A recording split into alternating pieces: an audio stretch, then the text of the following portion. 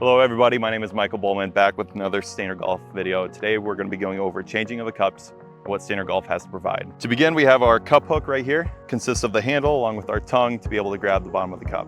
Next up, I'm going to show you the two cup setters that we have. Stainer Golf has two cup setters. We have both our traditional cup setter, which consists of the plastic finish along with the 1-inch depth to be able to place that 1 inch every single time.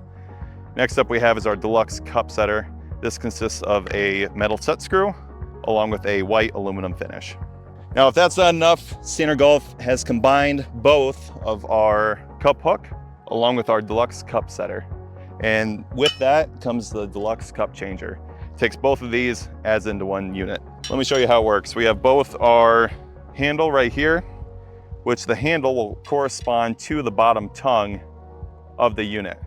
And how it works is I'll demonstrate it right here, placing it into the hole, turn it 90 degrees, which there, it'll come out of the hole.